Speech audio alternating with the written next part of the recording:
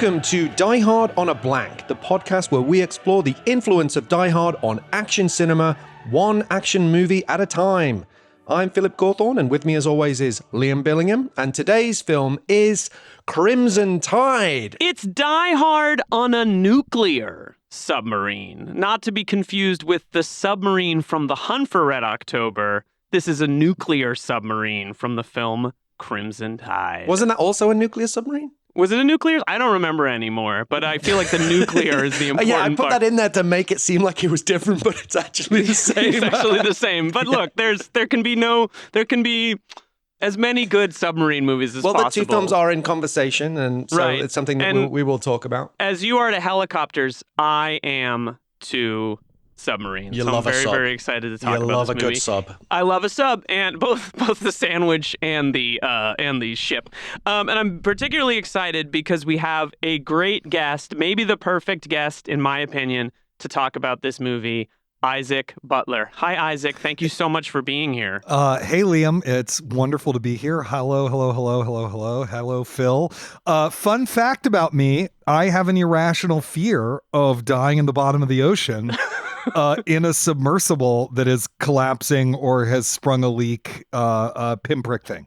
So this is a very tense movie for me, even beyond the threat of nuclear winter coming and wiping out all life on Earth that hangs over the film. It's funny you say that because when my wife watched it with me, she said at the end of it, her review was, this film should be called Anxiety Tide. Anxiety Tide, yeah. Yes, exactly. But there's no college football team named the Anxiety Tide, so it just wouldn't really work. Although there should be. That would be a weird football team name, I'm just going to say. So, look... Isaac and I weirdly, Isaac, I wonder if you remember this, but we go weirdly way back in 2004, I think. So long Clay ago. McLeod Chapman and I were chatting about the play Pterodactyls, and he was like, you have to talk to Isaac Butler about it because he just directed it. And I believe we emailed about it for a while, and then flash forward many years, we reconnected on Twitter, one of the only, now X, Twitter then, now X. One of the only good things about that platform is being able to keep in touch with people who write and do cool things. So I am going to very quickly read Isaac's bio so you all understand why he is the perfect guest to talk about Crimson Tide. Isaac Butler is the author of The Method, How the 20th Century Learned to Act, which won the National Book Critics Circle Award for Nonfiction in 2022. He is also the co-author of The World Only Spins Forward, The Ascent of Angels in America, which was a Stonewall honor book. His work as a stage director has been seen on stages all over the country, and he currently co-hosts the Slate podcast Working, an interview show focused on the creative process. Thanks again for being here, Isaac. The Method, I was saying this before we started recording, when you told me about it years ago, that it was coming out, I was very excited. I bought a copy, and it is in some ways my favorite book of the last 10 years. Incredible. Thank you so much. It's the kind of thing that you're like, wow, I didn't know I wanted this, and now I have it. And I was saying to Phil before we started recording, earlier this year, we had Nick DeSemelian on the podcast, and he wrote a book called The Last Action Heroes, which, if there are two books that feel like represent what we love about talking about these movies, it's that book and The Method. Amazing. Both these extraordinary explorations of acting. And is it fair to say that The Method is kind of like the biography of the acting method that so many people misunderstand? That's totally how I thought about it, was, because it spans 2 continents and 100 years and there's dozens of characters, the way to organize what would stay in the book and what would get cut from the book and how the plot of the book would unfold and everything like that was to kind of frame it as a biography, but instead of a person as the protagonist, an idea is the protagonist. So you begin with that idea's parents, and then you get to watch the idea get born, and then you get to watch it, struggle and suffer and all those sorts of things as it learns, what it wants to be, and then you get to watch it flourish, and then you get to kind of watch it decline and maybe die. And so, that was a really fun way for me to structure it. And, when it came time to cut the 30,000 words that my editor wanted to cut from it and figure out, some revision stuff, it was really helpful to keep that sort of concept in the back of my head.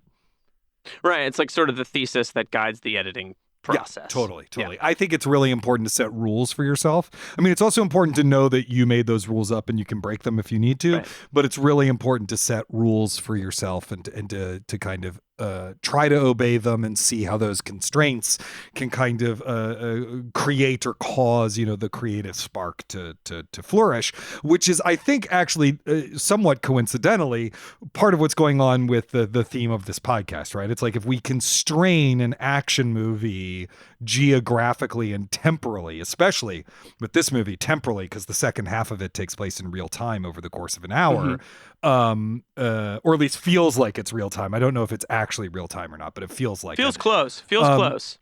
What do you have to do with the story? What new ideas for telling a story come out of that? Can you tell us briefly, like, what was the genesis for writing the book? I feel like I've read interviews, but I don't know if I've seen that specific thing come up. Well, there's a bunch of different, genocodes, genopods. I don't know. There's a bunch of them. And the most, prosaic one is my editor, Ben Hyman, who edited The World Only Spins Forward, which I co-wrote with Dan Coyce. He and I were out to lunch. He said, do you have another book idea? And I had 3 other book ideas. And he said, I like this method one. Why don't you pursue that? And then I did some more research to see if it really was worth writing a book about, and then got hooked on it because, and this gets to the more interesting answer probably is, having grown up in the theater and been an actor and then a director and, followed the discourse trademark. I do feel like the term, the method is all over the place but no one knows what it means. I'm not even sure I knew what it meant when I started out writing this book. And so I was kind of curious about, well, how did this group of ideas come out and how did they shape our pop culture so profoundly, but in such a way that no one knows what they are? That was a really interesting question to me. And then though, as a nonfiction writer and a cultural historian and critic, I'm always interested in, what's going to be a good story, because I'm mostly a novel reader. I am looking for the good narrative that's going to pull the reader through the whole book, because it's a lot.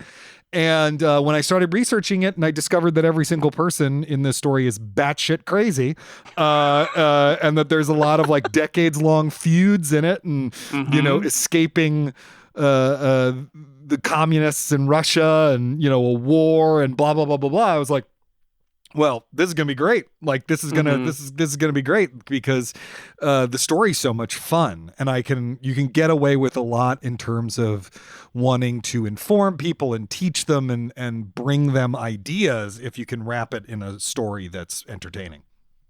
Well, it's an extraordinary book, and it's an extraordinary sort of framing device to talk about this movie, which what's your experience with this movie? Have you I watched this movie 25 times in the 90s, 30 times. Are you sort of a fan in that way? Oh, that's incredible, because I think when we were talking, one of us I think I suggested this movie maybe, or like you sent me a list of ones you were considering. Yeah, I've only seen it 3 times. Okay. I saw it on VHS, when it first came to video. I probably rented it from Hollywood Video, where I would eventually work in Washington, D.C. I've watched it again at some point on TV in the aughts or whatever, and I watched it to prep for this podcast, but I remember it really vividly. It's a movie that's really stuck with me. And sometimes when a movie really sticks with me, I actually avoid rewatching it, because there's some, like, my memories of it, I try to be protective of them in this weird way. I get kind of almost religious about it or something. I don't know. And then there's other movies, I've watched 1 billion times, like the Muppet movie or whatever.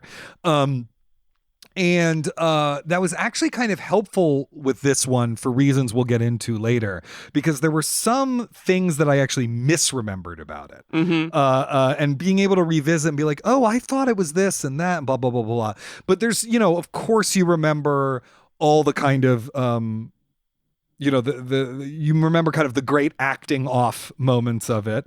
And you remember that it has 2 coups in rapid succession, or 3. Yeah. There's like 3 mutinies in 7 minutes in this movie. It's amazing. And you remember the premise. You remember the Jack Russell Terrier peeing on the sub. I mean, there's a lot of it. There's a lot of it. that I remembered. I did not remember that Ryan Phillippe is in it for 1 1/3 with his seconds. goldfish, keeping an eye on those goldfish. Yeah, and exactly. looking after them. Yes, exactly. Ryan Phillippe is in it. I totally forgot that Steve Zahn, great Steve Zahn, is in it. Not for very long. He dies pretty quickly. But yeah, no, it's a movie that's really stuck with me, and I think it and True Romance are very obviously Tony Scott's best movies. I mean, I don't really think there's. And any that was a question that I had here, which was, is this Tony's best film? What do you think, Liam, on that? Well, I think this movie is about as close to, before we were chatting about like what are the masterworks of this genre in the 90s, and it's, that's always very debatable. I think The Fugitive is up there. I think, Speed is up there. I certainly think this is in the top tier. Tony is, sadly very posthumously getting this reputation that he never got in life, which is of just a master of craft, and this is one of his more restrained works, his restrained middle period works, I think. And I think it is. I just think it's astonishing, and I don't know if I can say it's his best movie, but I can't think of others that are that much better films. I mean, I think it has the most weight, is how I would position it. But I would agree with Isaac. My personal favorite is True Romance, but I could rip off like 10 of his films and say that, they're like masterpieces. We could talk about him all day, and we will talk about him for a while. But what I really wanted to pin Isaac down on, I say this incredible book that you've written that takes the history of this acting technique from the Russian era with Stanislavski, and then how it migrated to America, and how the baton was picked up by Lee Strasberg and Meisner, and so on and so forth. What I'm really interested to ask you about is with this film, which I would suggest essentially like is one of the first action films to put the elite acting and elite actors being front and center to the whole experience. Mm-hmm. It's almost a chamber piece drama. The acting is the selling point of this film. The almost the explosions and the battles are somewhat, they're there, but they're not the main. That's not why you're coming to this movie.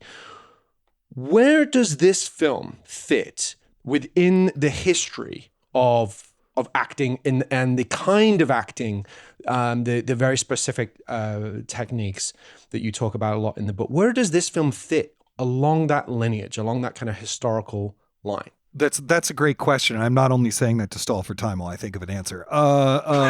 The big thing to say is that Gene Hackman is a method actor in the classical sense of the term, not in the Daniel Day-Lewis sense of the term of building a bark canoe and going to live in the woods or whatever, which is not actually the method at all. We can get into that, but that's sort of what the end of my book is about.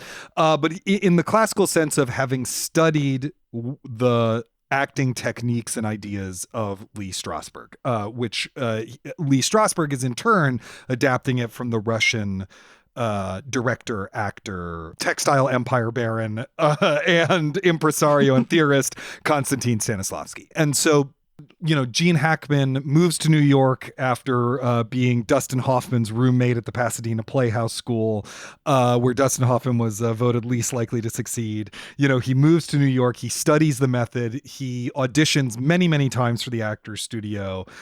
He finally gets in due to the intervention of Ellen Burstyn. He forms a longtime creative partnership with Arthur Penn, the director Arthur Penn, who is also a mover and shaker at the Actors Studio. That is a relationship that is nurtured by the Actors Studio. Arthur Penn actually takes over the Actors Studio for several years after Lee Strasberg's death. You can really see how the Actors Studio, which Lee Strasberg ran and was sort of the high temple of the method, you could see a kind of shaping film culture just through that relationship, right? I mean, I could name a bunch of other directors. John Frankenheimer was there. Mm-hmm. Martin Ritt was there.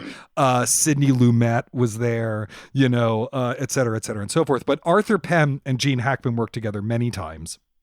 And Penn was a Strasberg devotee, and so was Gene Hackman. And if you watch Hackman's Inside the Actors Studio interview, he actually mentions specific Strasberg techniques that he uses on set. The most important one, and it's the heart of Strasberg's technique, is the effective memory technique. And the effective memory technique is the use of memories of sensory details of intense emotional experiences you have had in order to trigger those emotions and use them for the character. There's a bunch of other stuff that he does as well, but he actually specifically mentions it inside the actor studio. You know, he doesn't like to talk a lot on set because he's trying to stay in the moment and have work on an effective memory and stuff like that. So that is the tradition he comes out of. Denzel Washington is a more classically trained actor. He comes out of a completely different tradition. There's not much evidence that he has a lot of method training. And in fact, one of the things, you know, of course, I read all the reviews and a couple of the criticisms of the book I don't agree with. But one of them that I was like, you know, that's fair, is that I never talk about Denzel Washington in the book, and he's probably the greatest living screen actor, right? The reason why he's not talked about in the book is that he isn't a representative of a particular acting school or style. He's just a genius. I mean, he has technique, he has training, but he doesn't come out of a specific program in the way that someone like what's interesting Hackman about does. that, and I remember Tony's talking about this on behind the scenes of his other movies, particularly Man on Fire, is that Denzel does stay in character between takes, as I understand it, right? He talked about that, which is difficult, and not everyone could handle it, especially when you're playing a character like Creasy in Man on Fire, who is just a rageful, you know, broken, crazy, very intense character, very intense personality to be around.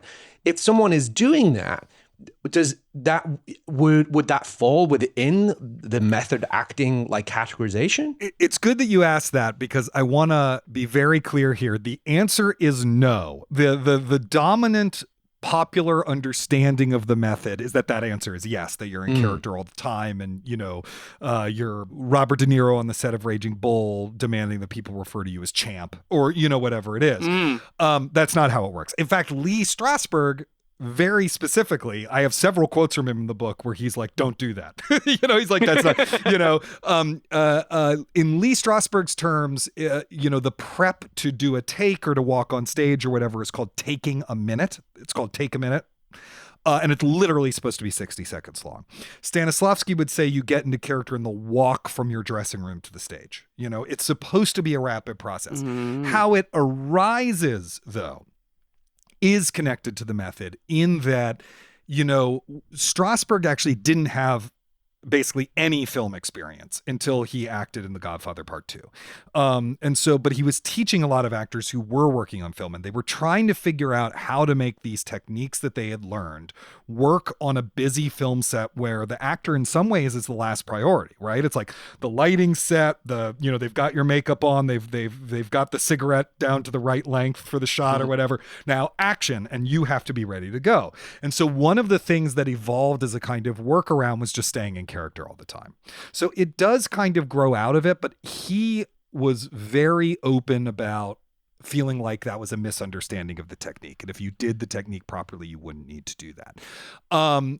Where this connects, though, to me is Crimson Tide, a movie that I love that has extraordinary performances. I mean, it has a couple of not great performances, but it has many, many extraordinary performances, and it's filled with these kind of big acting off moments, right? Where it's like almost like a duel of actors, is part of a long tradition of particularly older male and younger male actors who are major actors of their generation facing off in a way in which the differences that they have in the real world, but in technique and style, are reflected in the differences in their characters. One of my favorites of these is Otto Preminger's Anatomy of a Murder, in which you have Jimmy Stewart, who's an old studio star. And remember, the reputation of those old studio people is that they're all kind of fake, right? And he's playing this dishonest, sham, small town lawyer, right? And he's facing off against all these method kids, you know, Ben Gazzara, stuff like that, right? And it's all about right there, Gazzara. He loves him, and it's all about who's more authentic, who's the better liar, which is to say the better actor, whatever. And Jimmy Stewart wins. The character wins in that movie, and he really does act circles around the rest of the cast in that film. So, you know, there's a bunch of those, particularly there's a bunch of those, particularly as the method is emerging. Another big one is Red River, a movie I actually despise, with John Wayne and Montgomery Clift, where Montgomery Clift so overpowers John Wayne that the movie becomes difficult to take seriously, because you're just like, yeah, why doesn't this young guy just kill this dude and take over? He's so much better. And so you see that here, right? In that Gene Hackman arises at a time where if you were going to be a serious American actor, you studied with someone who was adapting Stanislavski's techniques. Whether it was Uta Hagen, Sanford Meisner, Stella Adler, Lee Strasberg, Robert Lewis, those were the big ones. There's a few others, but that was what you did, right? If you were in his generation. And Denzel, who is younger, comes from a generation that is less dogmatic, comes from a generation that's more eclectic in its techniques. He's done a lot of stage work, but he's primarily a creature of the screen, and also we should say rises up through something that was not possible in Gene Hackman's day, which is work written and directed by Black people. Right. Specifically Spike Lee. And so, he really is coming from a different world, just as the character is coming from the Ivy Leagues and the officer candidate school and West Point and all that stuff. And Gene Hackman is, a white working class kind of Trump voter kind of character. Right. Mm-hmm. Absolutely. Yeah. And I have some thoughts on that I want to get into when we get into those characters that you've alluded to, but that was such a fabulous answer to that question. For 10 hours about this. But that's what we want to talk about today, right? That's why you're proving that you are the perfect guest, because this is going to be an interesting episode to really get into the nitty gritty of the acting. Thank you. Let's do our top line fact check just to put this in a little bit of historical context. Do you have like a little song that you play for the top line fact check? We should have. I do a little dance. Top line fact check. Top line fact check. Chaka chaka. We should have songs, but it should be the music from Crimson Tide to really create a different... Okay, wait. Really quickly. It is so annoying to me that the main theme from Crimson Tide got this Grammy attention, because it is just one of the motifs from Star Wars vaguely rearranged with, some synth choir. I don't know. Well, it's also very similar to the Rock theme. It makes me think of the music from the Rock. Yeah. It's just, it's fun. It's fun. Well, I have a point about that as well in Die Hard DNA in a moment about the music. But yeah, just placing this in a bit of context, Crimson Tide had its wide release on May 12th, 1995. Which was 5 months after Drop Zone, also scored by Hans Zimmer, which was December 9th, 1994. Zimmer has really taken ownership of this, of Hollywood and this genre at this point. This is almost now 7 years after Die Hard. It was directed by Tony Scott, of course, produced by Simpson and Bruckheimer, whose stamp is all over this movie. The screenplay was by Michael Schiffer, based on a story by Schiffer and Richard P. Henrik, although, as we will talk about later, the script passed through the hands of some very famous screenwriters who worked as script doctors on the movie. It, of course, stars Denzel Washington, Gene Hackman, Viggo Mortensen, James Gandolfini, George Zunza, and Matt Craven, amongst a pretty amazing ensemble cast. On an estimated budget of $53 million, it grossed $157 million. So those are the facts. But one thing I think that's just interesting that I thought was worth bringing up is that the supporting cast in this movie reminds me a little bit of the supporting cast of Oppenheimer, in the sense that you're like, he's in this? This person is in? Like, everyone is in this movie, and they're on set for a month or 2 months and maybe have a few lines. I have a friend who was in Oppenheimer, but I think he was only there for a couple days. He plays Kurt Gödel. He has one. He just waves at Urbaniak? Yeah. He's great in it. He's great in it. So good. It's sort of the inverse, though, because this is a lot of people we're catching before they're famous, right? Because Gandolfini had done True Romance. Ryan Phillippe is not famous yet. Steve Zahn's not famous yet. Viggo Mortensen, or actually, wait, when is Reality Bites? I forget. Reality Bites was the year before, so he was on the way, but maybe his part was probably cut down a bit, I would imagine, in this. Yeah. I don't think Viggo's too big a deal yet, right? No, he's on the way, but again, not He's totally been in there. Witness, right? Yeah. He's been in Witness. He was in Witness in 85, George Zunza is big from Law and Order. And Basic Instinct as well. He has a great part in that, And the guy who plays the Russian despot is also in Basic he's Instinct. Yeah, that's right. Mm-hmm. Daniel von Bargen. Well, going back to your point about the music, which brings us to the section of the show which also needs a theme tune. DNA. We like to call Die Hard DNA, where we put some of these things under the microscope with a little bit more focus to connect them to the original movie that we're talking about here. The music, I mean, I would say, like, yes, I know exactly what you're talking about with it's classic sort of, you might, if you're being unkind, you might say sort of cookie cutter Hans Zimmer. It has less specificity than some of it. It's a bit more nebulous than some of his other scores that are a bit more specific. But I would say that the music kind of harkens back to Hunter Red October to some extent. Clearly, with those yeah. Orchestral choirs, right? And and the symphonic nature of it. Of course, that was a John McTiernan movie. But in terms of really specific Die Hard DNA, this is a classic bad guys take over a blank, and it's up to one guy or group of folks to fight back. In this case, the blank is a nuclear submarine. But again, it's high stakes cat and mouse action in a contained physical environment, and it's a psychological battle of wits and wills between these two fearsome, cunning, and highly intelligent adversaries. It's a classic kind of unstoppable force meets immovable object movie. So those were my that was my interpretation of how this connected back to Die Hard. If you have anything to add to that, please do. Well, what I think is fascinating is, because of the kind of real-time conceit of the second half, the Die Hard aspect of it is like 15 minutes.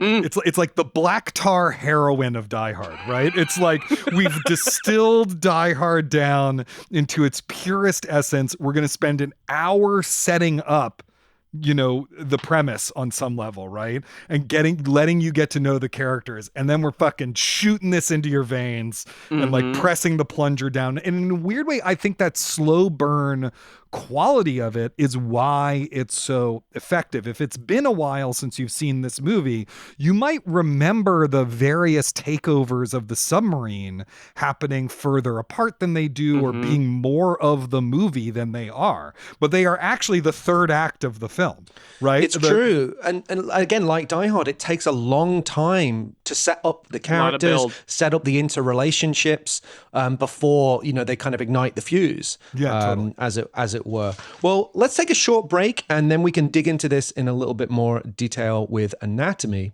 of an Action Movie. We'll be right back. And we're back with not Anatomy of a Murder, but Anatomy of an Action Movie, where we break down the tenets. We live in a twilight world. And there are no friends at dusk of the action movie genre. Starting with the premise. Sorry, Isaac. It just gives us an excuse to talk about our favorite revulsion. Movie of 2020. You know what's the best part of Tenet is that he lifted the Elizabeth Debicki plotline directly from The Night Manager, which has Elizabeth Debicki playing the same role. He was just like, I'm just going to lampshade my complete plagiarism of this. I'm just going to lift it and then put the actor in it. Yeah, I'm just going to sit here breathing angrily like Kenneth Branagh when he goes into whatever that reverse place is called on the other side of the You should listen to the conversation I had with Bilge Ebiri about how we think Branagh's incredible in that movie, and on every rewatch he gets better and better and better. But that might not be a agreed upon opinion here. Bilge, man, I love you, but you're wrong. You're wrong, buddy. If you're listening to this, he has the best dad taste. I love Bilge, you. You're just we wrong. love you. You're wrong on we this love one. you. Wrong on this one. All right, so from John David Washington to Denzel Washington, exactly. who is one of the central figures of this film, the premise for which is kind of difficult to distill because even though it sounds simple, there's actually quite a lot of moving parts. But essentially, when a U.S. nuclear submarine loses communication with the command structure just as they've been ordered to fire their payload against a rogue Russian general who was threatened to attack the West, the sub's two senior officers disagree on whether or not they should launch their nuclear missiles as they were ordered to, a situation that ultimately leads to a full-on mutiny as the specter of World War III looms large.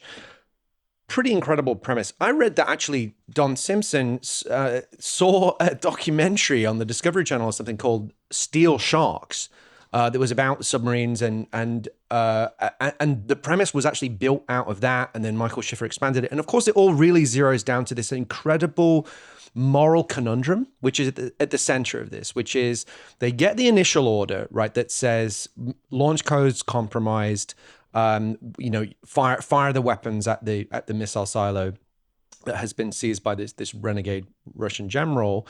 But then there's a second message, which is incomplete, which could rescind the order, or could be a fake, or could be any number of things. And the military protocol says you ignore that order. It's an incomplete message. You have to actually follow through on the first order, which has been authenticated, and that means fire your missiles. What I think is so amazing about this premise is that you can make a great argument for the Gene Hackman's camp interpretation of it. That's not what I would do. I mean, I would certainly side, with stakes that high, I would completely side on the, side with the Denzel Washington camp that are like, no, we need more information. This is too big a decision.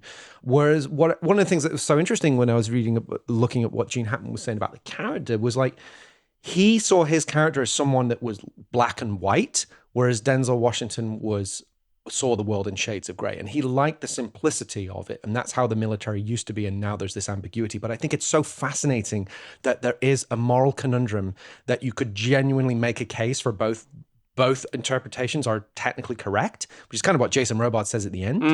I just think that's so intelligent. I agree with the brilliance of the premise, except I woke up this morning and I realized something, which is it is not necessary to use nuclear weapons to destroy the missile silos. Those could be destroyed with conventional weapons, which is something the movie, rather than explaining, is just like, never mind, it's fine. Let's just not, like, it breezes through it so quickly that it wasn't until the next morning I woke up, I was like, wait a second, they're just buildings. You can just blow them up. Right. You can just blow them up. It's not that big a deal. And in fact, my brain, in remembering, this is where not having seen the movie in a while was helpful. My brain misremembered it that the message says the missiles have launched and it is a retaliatory strike. Because World War III has begun. That in the sub, it's supposed to be preventative, isn't it? Right. But yes, instead it's a preemptive, preventative strike. That's what really happens in the movie. But it's interesting that my hippocampus saw a plot hole and solved it or something. But it sort of doesn't matter because the premise is so delicious. It's such a great, it almost feels like a classic live studio drama from the 1950s. Well, that was my next question, actually, about that. Because yes, I think this has its echoes in real world scenarios like the Cuban Missile Crisis, which was a lot of confusion and miscommunication that led to an almost nuclear conflict. But you do make a really valid point about that. Like, strategically, would they have to actually launch nukes to solve that problem? Maybe not. I think that's a really good point. But going back to what you just said, could you consider this? And again, I don't know you would know the exact terminology definitions. Would this be considered a chamber piece drama?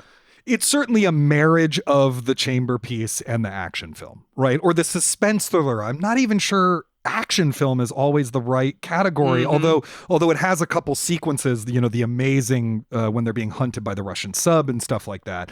But it's got the lowest death toll probably of any 90s action film. 3 people die. Denzel Washington gets punched in the face twice. It's with the exception of the Akula, film, right? The Akula submarine going down is the only but they're sort Russian. Of who cares? It's not about the action, is it? It's an anti-action movie. It's a drama. Yes, at its fundamental core. And because Star Trek is mentioned in a section that's almost certainly ghostwritten by Quentin Tarantino, 100%. The Star Trek movie that it's most reminiscent of is, of course, The Wrath of Khan, which is also about a face-off between two men, has a very low body count, et cetera, and so forth.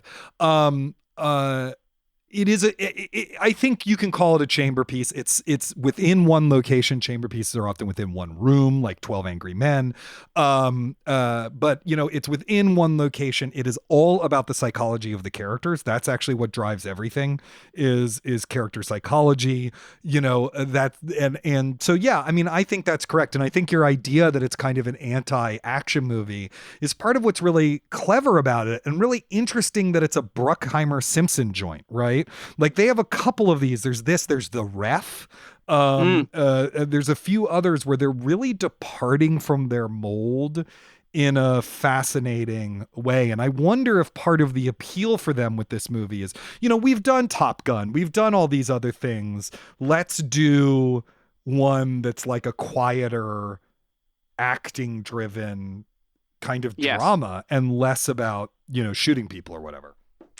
Well, I also just think it's interesting. You mentioned it feels like a 1960s live or 1950s live broadcast kind of thing that you would see like play of the week, right? Yeah, and totally. the film that I immediately thought of is 1964's Failsafe. Right. That's the one I was trying to think of, actually. Yeah. I totally agree. Yeah. Which is about sort of I have the description up here. The film follows a crisis caused by a critical error that sends a group of U.S. bombers to destroy Moscow and the ensuing attempts to stop the bomber before it can deploy a nuclear first strike. Interestingly, do you guys know who directed Failsafe? Why, yes, I do. Why, yes, I do. It was actor, studio mainstay, key figure in the method revolution in Hollywood, Sidney Lumet.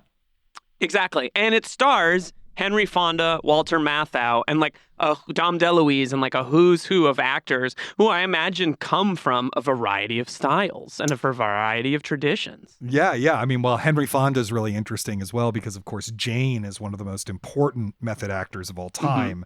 And Henry Fonda comes from the old studio system. So, yeah, I mean, Failsafe,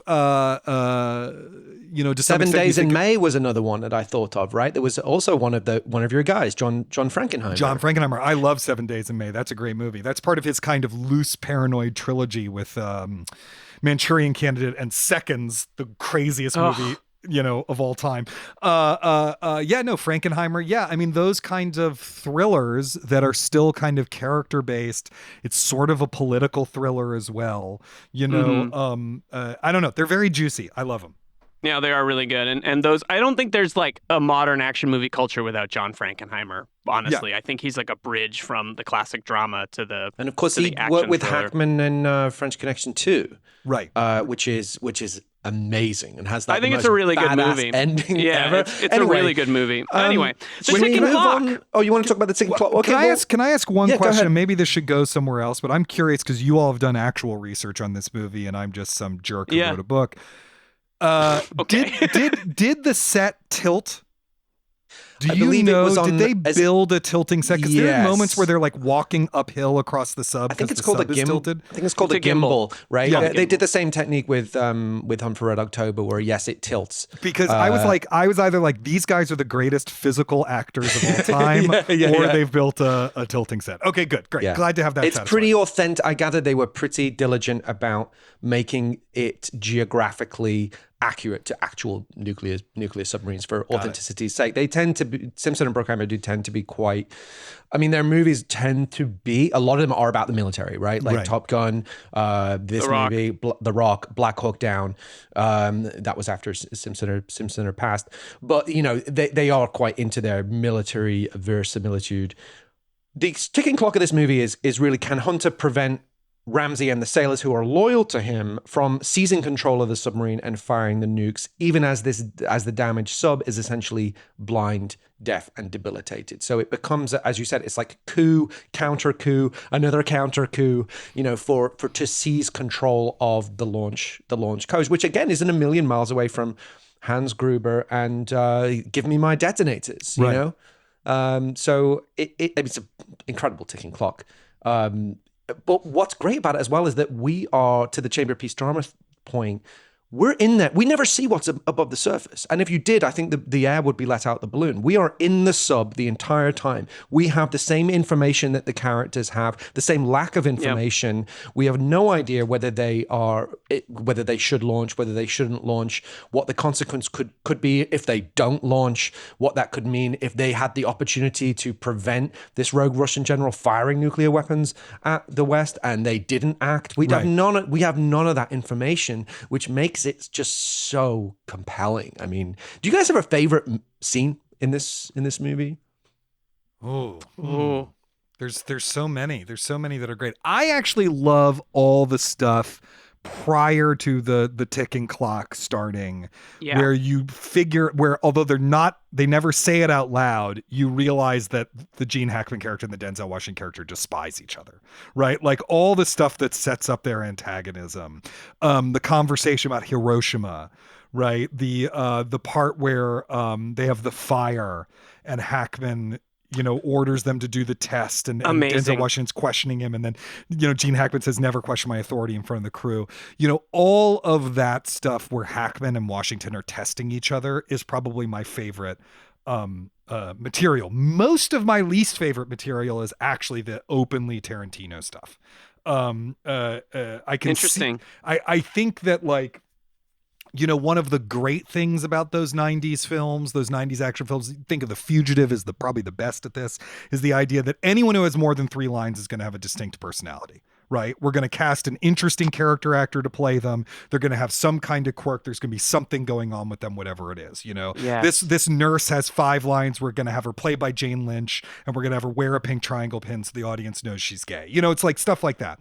And in this one, they just do it by everyone suddenly talking like a Tarantino character in a way that I find interesting. Feels like the second-rate writers who came after him copying his work, even though it's actually just he's not quite at his mature style yet.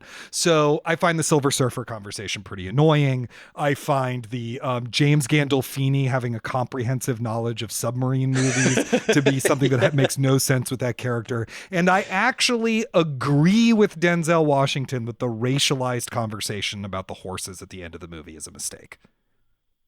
Interesting. There's so much to unpack in what you just said, because, like, the thing that I like about the Silver Surfer stuff is my favorite character in this movie in some ways is Rivetti, because I love his arc in the story. And I do agree. It's weird. It's weird to me. And maybe this is like some kind of weird thing in my head that all of a sudden Denzel Washington would be like, and everybody knows that Kirby Silver Surfer is better than a Mobius is Silver. So like, it feels like a little left fielded, but what it does do is it buys him a little loyalty from Rivetti, which is crucial to the second half of the movie. Right, but just the idea that this submarine is floating around with 1, let alone 3 different people who know the difference between the Silver Surfer, a 1960s comic and a 1970s comic, neither of which are frequently reprinted, in the midst of this movie that's all about some attempt at verisimilitude, is insane to me. I'm just like, what are you doing?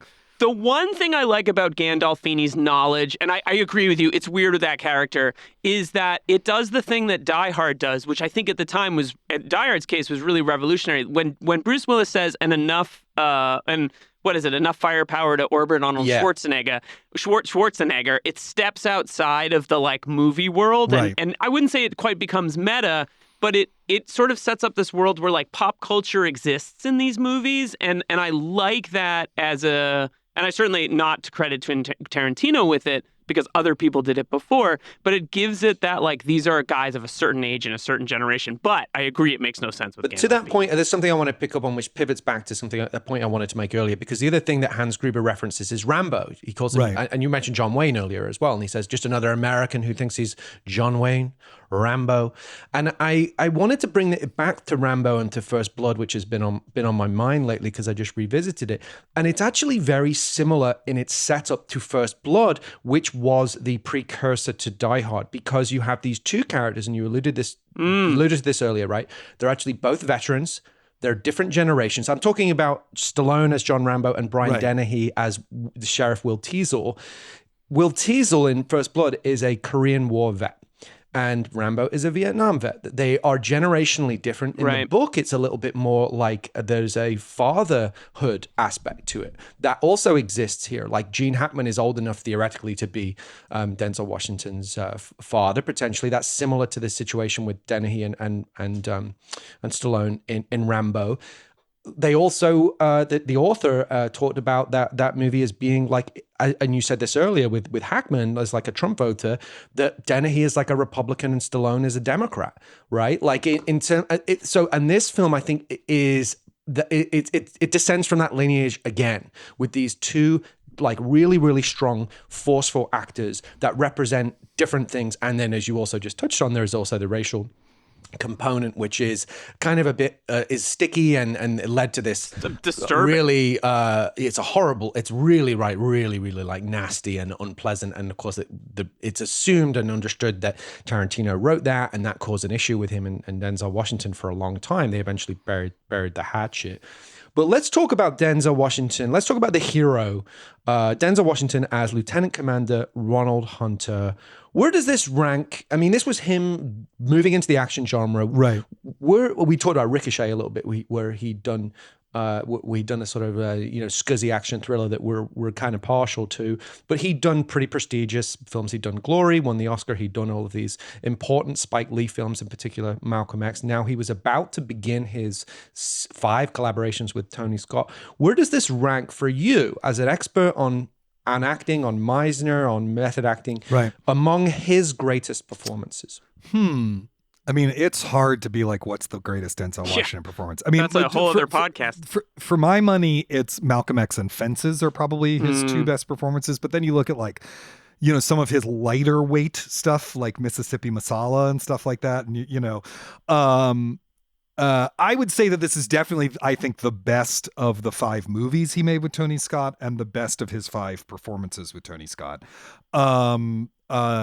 But then again, like, is he ever bad? I mean, it's really startling. Yeah. And some of that is that I think he knows himself and what he's good and bad at and what he's capable of and what audiences want and don't want from him very well. There's lots of stories of, the kind of advice that he's given other actors and things like that he's a pretty small C conservative guy about what you do and don't do. There's the very famous, he told Will Smith not to do 6 Degrees of Separation because he would have a gay kiss in it, things like that. So I think he's in control of his public image, Yeah. But within that, his range is really broad.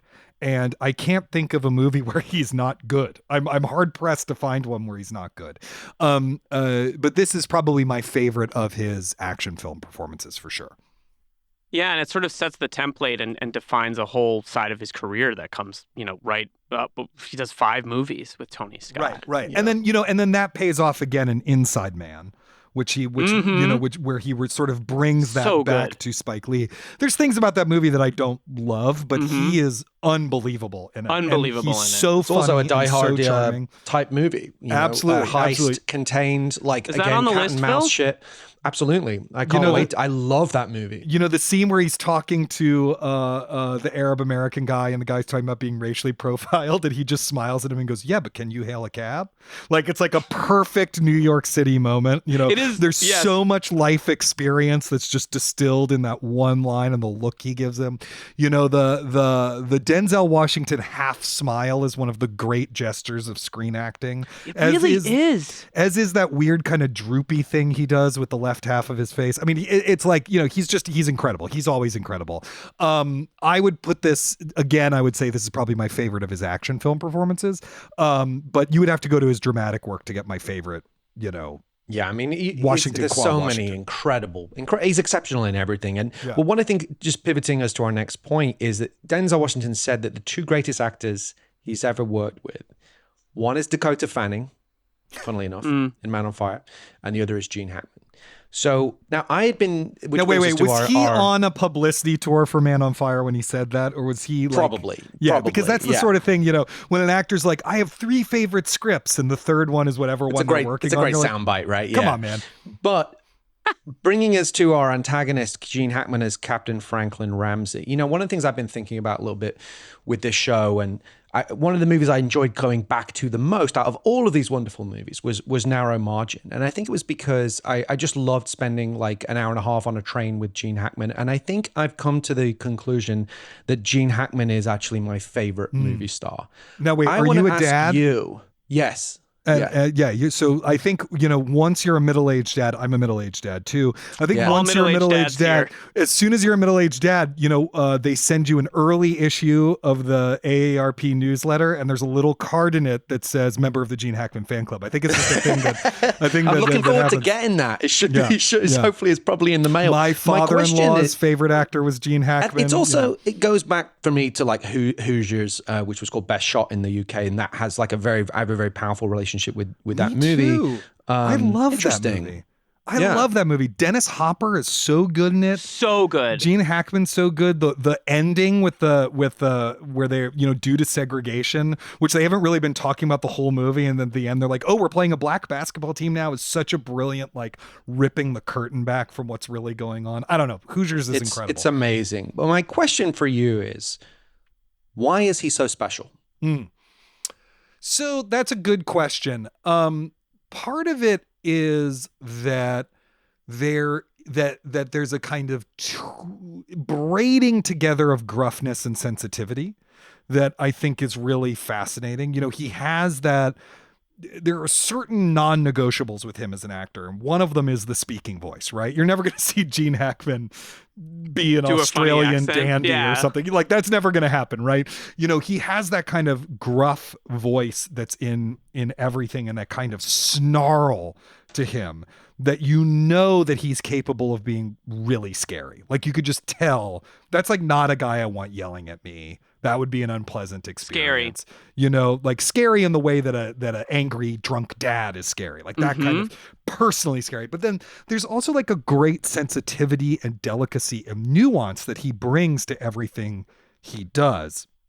A real soulfulness, I think, which really helps with this character, because it's really important that even though you don't like Ramsey, you see his point of view and you're like, well, actually his arguments make sense. I don't agree with him. I don't like him. He seems like kind of a dickwad, he's a hard ass and all this stuff, but it makes sense, and it makes sense to him, and it has a validity to him. And I think part of what the method can help an actor do, and what it certainly helps Hackman do, is you're going to get inside the skin of the character. You're trying to, well, not really be the character, but you're trying to meet the character, and there's a suspension of judgment and a radical extension of empathy that requires. You have to find the parts of yourself that are akin to the character, and you build the character out that way, and you see it really pay off in Hackman, and that he seems to really be believing in and making the best case for those characters.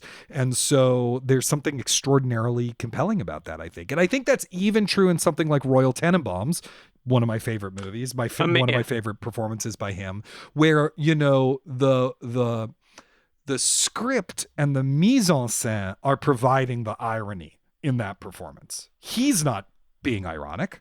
Right? He's doing what Tannenbaum thinks he needs to do to win back his wife and his family and all of this stuff. It's that the character is ridiculous, And so I think that's why he's so compelling. I think it is also important, I'm just going to say this as a bugaboo of mine, that he looks like a normal human being. He let himself age. He's bald. He's got a gut. Like, one of the other things that was going on with those method actors in the 70s is that, I mean, many of them were incredibly beautiful, but they looked like real people. And they let themselves look like real people. And that is something that I think we're increasingly losing, right? But I think you're right about the dad thing, because there's something paternal about him. Totally. And it can be good or bad, right? Like you just said, it could be the terrifying disciplinarian, or it can be the incredibly kind, nurturing, like coach, like he is in Hoosiers. Is this the greatest acting battle? This is a question for both of you guys. Like, is this the greatest acting battle or acting that has ever been in an action movie, in this movie?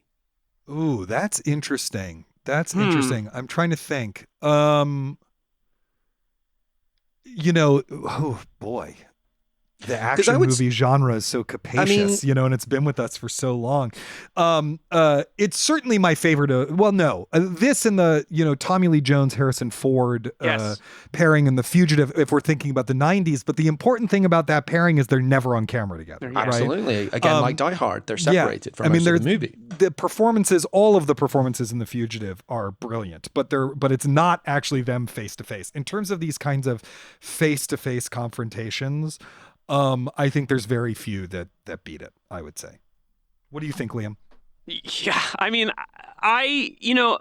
one of the things that I think is amazing about this movie is that, and I think that we can cover the action section quickly, is that when we were chatting on the phone yesterday, Phil, prepping for this episode, we were like, oh, this is kind of like a stage play or a chamber drama or whatever you want to say. It is still such a robust action film with the pursuit of the submarine and the torpedoes and all the things you expect. Now, the enemy is like faceless in a way that is powerful because it's really about the enemy within the ship. But I think what is so special about this movie is that it's a movie about close-ups and watching people react. And you mentioned before Denzel Washington's droopy face move, or the way he half smiles, or the way Hackman builds to a boil and goes, "Now shut the fuck up," in that moment in the movie. It's extraordinary to watch something that is cut like an action film in terms of tempo and speed, especially at this time. And this predates Tony's. There are some later Tonyisms in this movie, including using news footage to give you exposition, which he does remarkably in Unstoppable, which is one of his last films, also incredible Denzel performance. But he's really reliant on acting in this movie, and I wouldn't say long takes, but he lets the actors act in this movie, and he does it in close-up, and he knows when to cut, and it's a great fusion of director's style at this moment and great acting. It's kind of like The Insider in that way, right? Where like the whole point, the formal challenge of The Insider, one of my favorite movies for Michael Mann, is like how to shoot a movie that's, faxes being sent back and forth as if it's an action film. And I think, he kind of nails that. One of my favorite close-up details in this movie is in the scene, the shut the fuck up scene, where Gene Hackman's like the character's kind of losing it. He's wearing these almost Coke bottle glasses that make his eyes look insane. Like he just looks like a crazy person during that scene. It's such a brilliant little detail of costumes that in the moment where we need to sympathize the most with Denzel Washington, they make the Gene Hackman character look like an alien, right? Like he's looks so bizarre in that sequence when he's staring at Denzel, almost humorous, and I agree with you. The whip pants, it's got the Tony Scott whip pants. That's another big gesture of his, right? It does have the whip pans. It follows them around. I just want to highlight one moment in the movie that I rewatched 3 times. There were 2. One is when he goes, "Now, Cobb!" and they have to take Hackman away. I think that moment is extraordinary. And the moment when Gandolfini reaches for Denzel Washington's hand and he slaps him off. Yeah. And you hear the gun cock, and it's like Denzel doing a giant gesture and Denzel doing a slightly smaller, clean, and we don't cut to a close-up. It stays on the side. Right. And so you have a little space from it. And I just think that there's like, despite it being a Tony Scott movie, there's an economy to this movie that I think is extraordinary. The acting is the action. The acting is the juice, if you will, in this movie. Yeah. It's Nice. it is those moments. It's those micro expressions or gestures or the slap, or like you just said, Denzel refusing to, be touched, or all of those kind of choices are actually the action. There is amazing action. We've already covered it to some extent. There's a fantastic submarine explosion / implosion, which was revolutionary at the time. But I think we should. We've already covered humor really with the Tarantino stuff and the Star Trek bit and the Silver Surfer bit and the submarine movies, self-referentiality. Should we put on our tuxedos? Isaac, do you have your tuxedo? Because we're going to... Or your naval uniform, whatever you want to put on. I have my naval dress whites. Yes, excellent. As we take our little submarine over to the Die Hard Oscars, AKA the Action Movie Awards. Phil, will you please... Let me just get my tuxedo on. A lot of smoking in this movie. I don't know why I brought that up, but I feel like I'm thinking about the old Oscars where everyone smoked all the time. Can you smoke on a nuclear submarine? That was my question. That was my question. You can smoke that much on a submarine? I mean, I guess. I mean, Vigo is chugging those Marlboros, man. He is chugging them. It's incredible. All right, and the Phil, cigars. Oh yeah, the cigars look good. Hackman makes those cigars look good. Phil. Yes. List our nominees, please. Alrighty. For our first category is the John McClane Yippee-Ki-Yay Award for Best Line. I have 3 nominees. All right. You feel free to add if you have one you want to throw in the mix. The first is "We're here to preserve democracy, not to practice it," which I think is actually kind of like pretty the theme hard to beat. stated. Hard to beat. Pretty Incredible. Impressive. My other, of course, is "Mr. Hunter, I've made my decision. I'm the captain of the ship. Now shut the fuck up!" All right. The fucking delivery of that line. It's incredible. Maybe the delivery more than the line, but it is. The delivery makes it insane, which is Captain Ramsey. And then the other line that I love that was rather crude, if you'll forgive the crudity. Oh, I know what this is going to be, and it's my favorite line in the movie. It's Zimmer when he's talking about the fact that the Russians are fueling their missiles, and he says, "You don't put on a condom unless you're going to fuck." And again, it's like the line delivery as well puts it over the top, but that is a fantastic like piece of writing. Those were my three. Do you have a pick out of those guys, or one you want to add? I'm going to go with the first one. And the reason why I'm going to go with the first one is I think it's one of the lines that connects the action of the film to its themes. The part of what the movie, if you want to get like deep with this movie, maybe deeper than the movie intends, but still, right? What this movie is really about is institutions and the people within institutions, right? And the interplay between the structures of the institution and the actual human beings that are within them in the highest stakes possible way, which is who gets to decide how we drop the bomb, how is that decision made, and the way it cycles through the authentication stuff over and over and over again. I concur that this is a podcast episode, guys. I concur, right? I agree. Denzel says to be slightly contrarian. Yeah, I agree. Yeah. So all of that stuff. And so I think it's a line that not only is it a really snappy line, but I think it actually points to what's thematically going on in the movie, which is, what is the value of the individual within the institution? How much do the personalities of people shape these events, et cetera, and so forth. And so I'm going to go with line number one. I agree. I love you don't put on a condom unless you're going to fuck. I think Matt Craven is great. I also just want to say that this is there's thematically something going on in this movie that has gone on in some of the other films we've talked about, including Andrew Davis, speaking of film Under Siege, which is sort of this conversation between post-Cold War politics and Cold War politics. Right. And Hackman as the sort of, forgive the term, like the battleship of the distrustful age, which he describes as the good old Cold War days at one point in the movie, which is really telling. And I think there's like a interesting dialogue between Hackman personifying Cold War politics and Denzel Washington as a sort of eggheady, as Hackman would say, post-Cold War figure. It's a great movie about that? Star Trek VI, The Undiscovered Country. I've never seen that one. Oh, that's actually, Star Trek VI is about the end of the Cold War, but it's about a peace treaty between humans and Klingons, or Klingons and the Federation. And the whole point is whether Kirk can let go of his Cold War grudges against the Klingons to work to make that treaty happen. Oh man, I gotta get more into Star Trek. I don't know what I'm doing. That sounds great. It's not all in one location though, so you can't cover it for this. Bummer. Maybe we'll find an excuse. I mean, there's some things we're covering on this podcast that are sketchily connected. That's true. Phil, next. Our next category is the Hans Gruber Exceptional Thief Award for stealing the film. I have three nominees.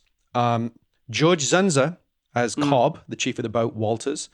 Viggo Mortensen as Weps, the weapons officer, Peter Ince.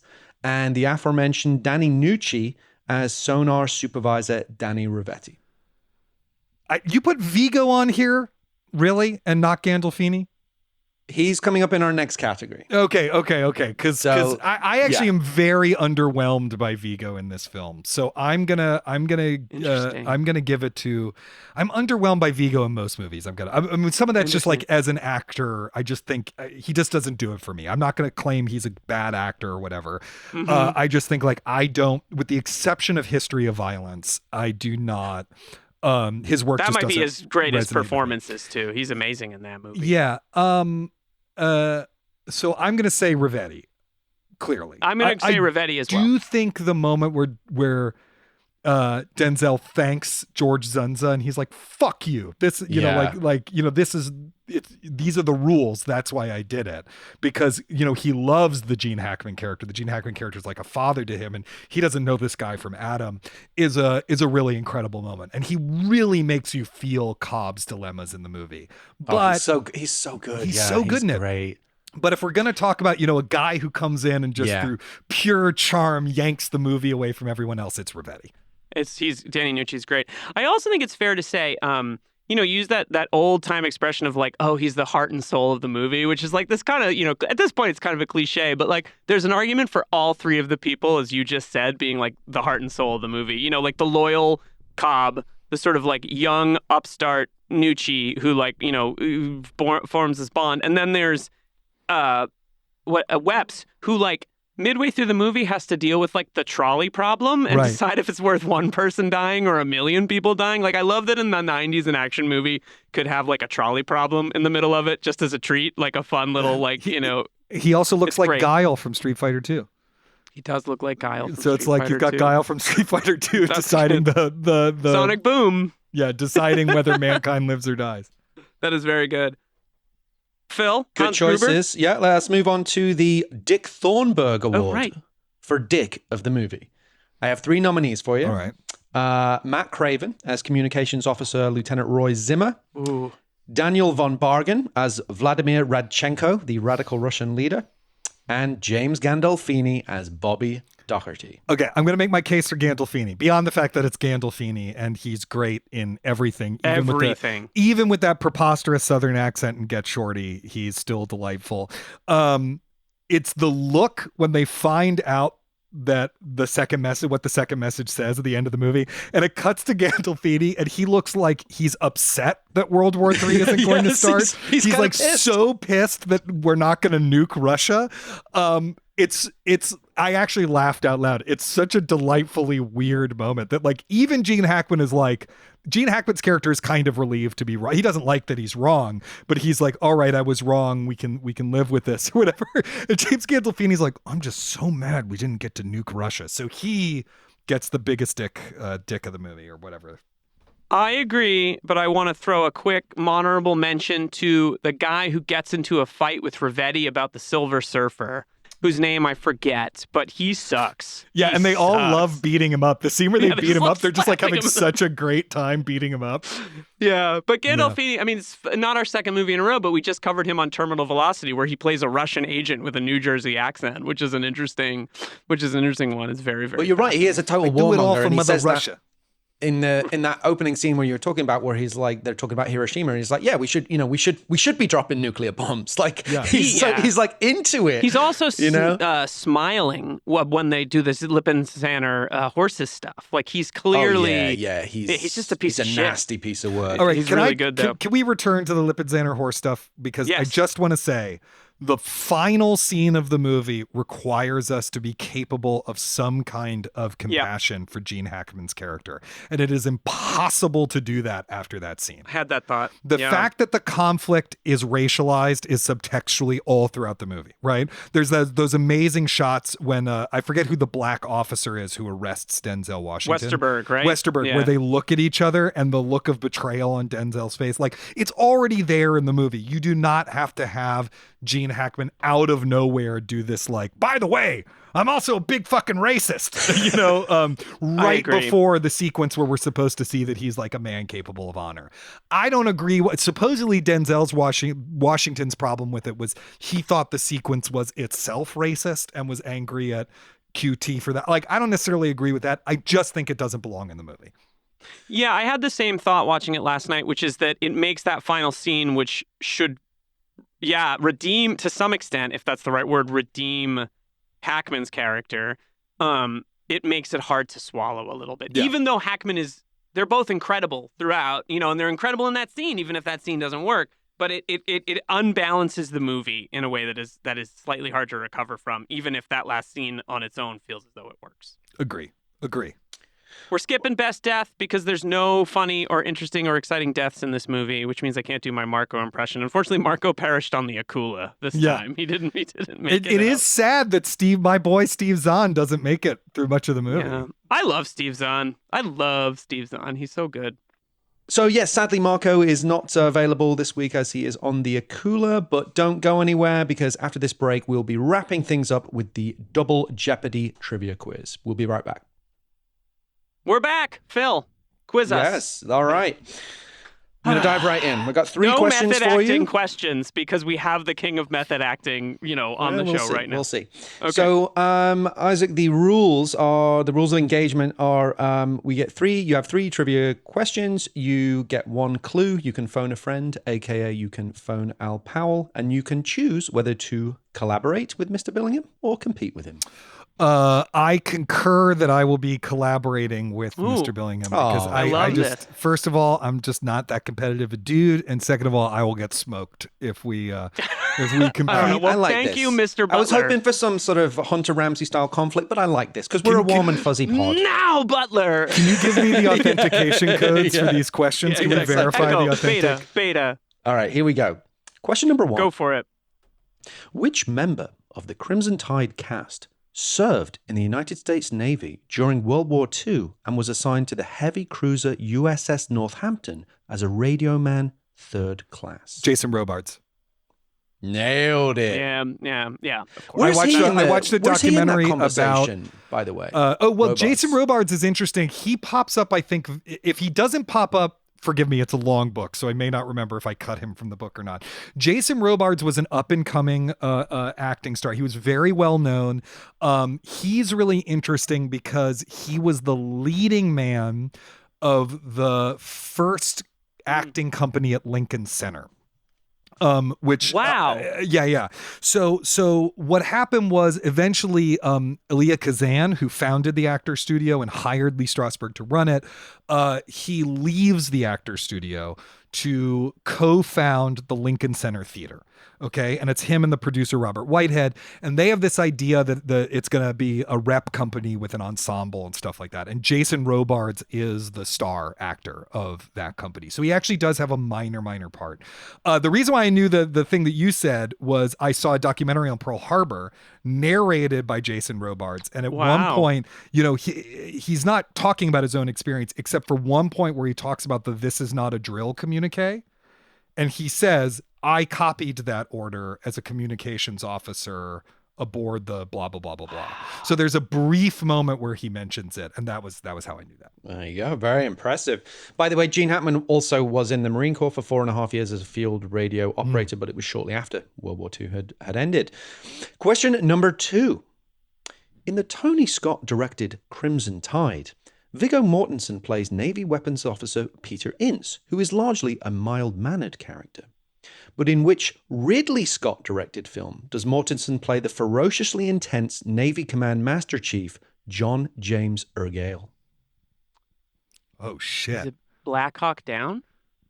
No, it's not. not. That doesn't make sense. Wait. He plays the Navy chief who? He plays the ferociously intense Navy Command Master Chief John James Ergale. God damn, Ridley Scott makes like 2 movies a year. He's making one right now, probably, as we're recording. I mean, there's a part in his career where he's like almost Soderbergh level prolific. So I have no idea. You can call a friend if you like. Who's the friend that I get to call? Al Powell. Al Powell's on the line. Phil will give us a clue. Great. All right. Al Powell, give us a clue. I like that you're like, I have to call a friend? This is a weird way to end this. It's really elaborate. It's really elaborate shit going on. First of all, you made me rent a tuxedo. Like, let's talk about the fact that you made me rent a tuxedo for a thing that is a podcast, so no one's going to see me in the tuxedo. Well, you also spent 6 months on a submarine to prepare in the incorrect method style. I did. I really should get paid for this. This 1997 film stars Demi Moore as Navy SEAL candidate Jordan O'Neill. G.I.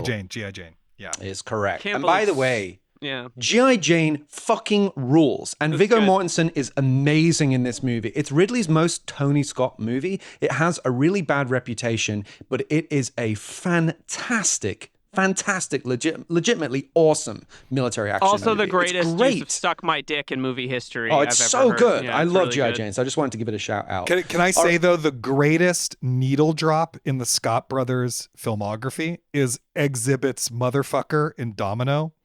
Oh, that's good. That's good. Where it edits along with him saying motherfucker to like do these juddering zooms in on the characters as they get drunk. Domino. What a movie. Third question. Our final question is the section that we like to call Convoluted Corner. This is the most annoying question in the show. All right. Question number 3.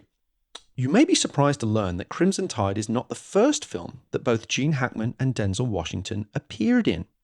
They were both also among the cast in a 1986 political thriller directed by Sidney Lumet.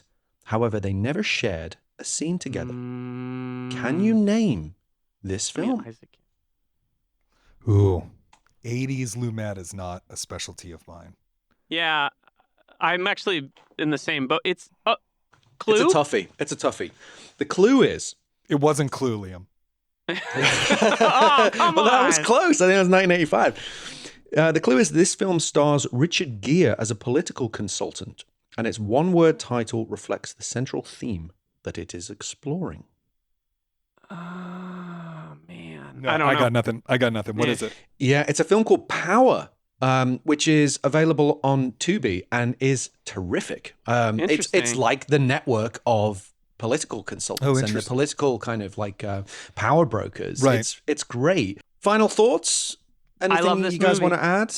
I love this movie. I think it's incredible. I think it's really important in the history of action movies that suddenly acting has become a huge part of. It's not just about spectacle. It's not just about high concept.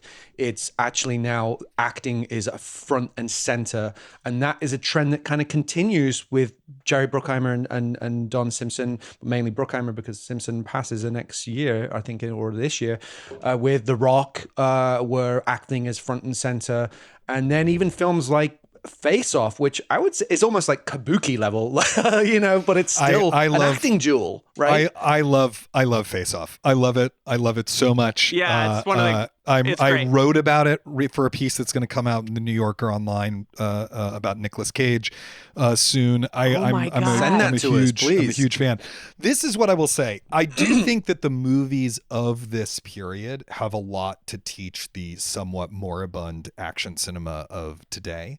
Yeah. That like instead of having a bunch of like the blandest people possible and the hugest explosions possible so that you can sell it in any country to anyone who speaks any language and it will translate, and having the movie be like 3 hours long and have these incredibly long like discussions of its themes.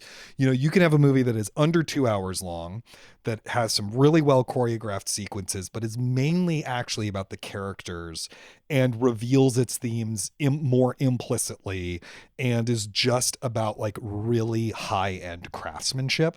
And I do think we've lost that to some extent. We could talk forever. The last thing I'll say very quickly is Arthur Penn directed a movie called Night Moves with Gene Hackman, which is a masterpiece. So Michael Small score. Great Michael Small score. Amazing.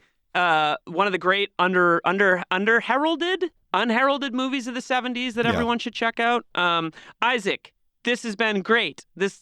I can't thank you enough for taking the time to talk to us about this movie and how it fits in with your incredible book, The Method. Thank you. It just came out in paperback, right? It did just Recently? come out, like literally last week, just came out in paperback. You can find it wherever books are sold. Check it out. I think you'll enjoy it. Oh, and also, I always say, it's my rule, if you buy 2 copies, you don't have to read it. Although you absolutely should, because you absolutely should. Fantastic. What are you working on next? Is there anything you can talk about? Yeah, I'm working on a book about the culture wars of the 80s and 90s. So about the religious right and, American high art and what happened when those two duked it out in the floors of Congress and American courtrooms and all sorts of other things. The Piss Jesus and that Piss stuff? Christ. Piss Christ. Piss Christ, that's what it was, yeah. I interviewed the guy who shot that photo and asked him lots of in-depth craft questions like, whose piss was it? Well, when that comes out, we'd love to have you back on the show. Absolutely, without the I'd piss, love it. if you would. And it's been so great to talk to you, and thanks so much. Thanks, Absolutely, Isaac. thank you for having me.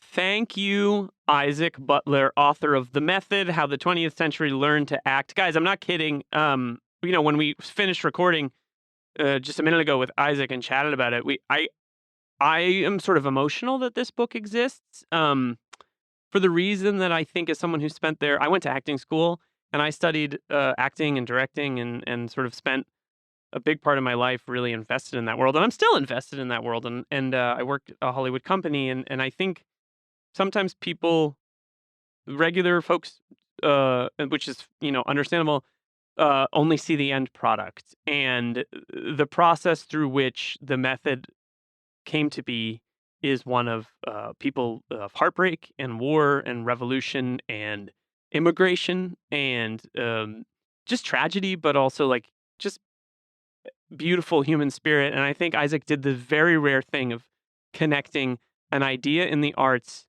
practically to how we live and think in the 21st century. And a show like this is a testament to that spirit. And and understanding what art means in our lives. So I just have to say that I love the book, and please, it is essential reading if you want to understand the 20th century. I completely agree. And I also found it similarly kind of moving and touching. I also came from the theater, working in London at the Royal Court, and had something at Sanford Meisner Theatre in New York at one point, and it really reminded me. You think of these iconic figures like Stanislavski and Chekhov as untouchable, godlike beings, and then when you read the book and you realize, like, no, they had all the same struggles and insecurities, and they were dealing with all of the same politics that might have been pressing against them and against their art, and relationship problems and collaborative problems, and all of the things that artists deal with, and the struggle and the suffering that can go on when you're trying to do something different, or you're trying to really, really push yourself to do something that's great. And it's a wonderful, wonderful book. If anyone is interested in theater, in acting especially, it touches so many different things, but it's a fantastic read. It's even though it's super highbrow, it's also very, very accessible. Yeah, and I just think that, there's that old expression that everyone aspires to go back to their mother's womb, and I personally aspire to be back in a tiny theater that's all black, working with actors. That's communicating in that way. You don't just get into it because you want to make things that are interesting. You want to have a human experience, and this book brings that history to the fore. So thank you, Isaac. Thank you, Isaac. This was awesome. Diehard OAB on Twitter. I'm Liam G. Billingham on Twitter. You can email questions to us, diehardoab@gmail.com. We will put a link to the book to this book, The Method, as well as to his other book, The World Only Spins Forward, An Oral History of Angels in America, in the notes for the show. So you can pick up a copy and a coffee. You should get a coffee and then get a copy and then read the book. Phil, you've been tweeting a lot lately, sort of about how much you love X.com now. Do you want to talk a little bit about that? No, not really. Okay. Do I need to be tweeting? Tell me, I'd love people to engage with me and be like, what do you want me to tweet about? Because I feel like if you don't tweet and you don't do things on social media, you get lost in this algorithm. So I'm like, why bother? I'm going to put this out into the world. Phil is going to live tweet ambulance sometime this year, in the year of 2024. Phil's going to live tweet ambulance. I love that. We're going to Challenge accepted. We're going to do an evening where we both get our 4K copies of ambulance out, and we're going to live tweet it. You know what we should do? We should do it in January, because January is generally kind of a rough month. Yeah. And this would certainly bring some light into our lives. I'm saying it here. We are officially doing a live tweet of ambulance. Love it. And we'll broadcast that everywhere. Next week on the show, oh my God, we have a big one coming up on the show. Phil. Yes. Said Simple Pieman to the baker, give me your pies. Next time on the show, we're doing Die Hard with a Vengeance. Oh my God. Can you believe it? I have a hangover just thinking. The Great Hangover movie, the Great New York City movie, the greatest reveal in action movie history. I think if you've seen the movie, you know what I'm talking about. And if you haven't seen the movie, how are you an hour and 30 minutes into an episode on Crimson Tide and method acting? We'll be back next time with the brother of some FBI guys, I guess. All right. Thanks, guys. Peace. Die Hard on a Blank is a podcast created and hosted by Philip Gawthorne. Liam Billingham co-hosts and produces the show. Mike Mayer and Michael Sugar are the executive producers. Find us on Twitter and Instagram at DieHardOAB. Rate, review, follow the show wherever you get your podcasts. Most importantly, tell your movie podcast-loving friends about Die Hard on a Blank. Special thanks to Suki Chu. See you next time on Die Hard on a Blank.